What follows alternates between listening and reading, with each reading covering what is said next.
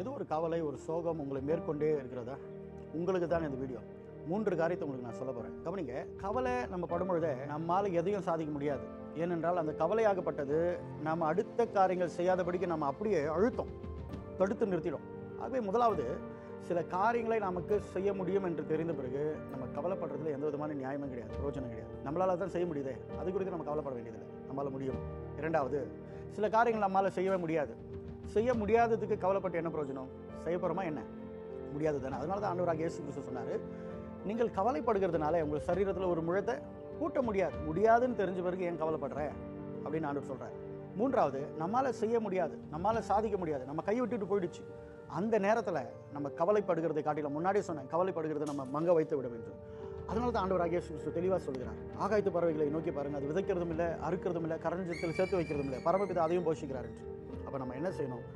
நம்மால் முடியாவிட்டால் எல்லாவற்றையும் செய்கிற அந்த தேவனிடத்தில் நம்மளை பிரச்சனைகளை ஒப்படைச்சிட்டு நம்ம சமாதானமாக இருக்க வேண்டும். நம்மால் முடியாதவில்லை, ஆண்டவர் நமக்காக வாக்கு கொடுத்திருக்கிறார், அவர் எல்லாவற்றையும் பார்த்து வருவார். நம்ம செய்கிற வேலையை நம்ம செஞ்சுட்டு நம்மளால் முடியாதது அவர் இடத்துல ஒப்பு கொடுக்கும் போது அவர் நமக்காக யுத்தம் பண்ணுவார், நமக்காக அவர் கிரியைகளை நடப்பிப்பார். May God bless you.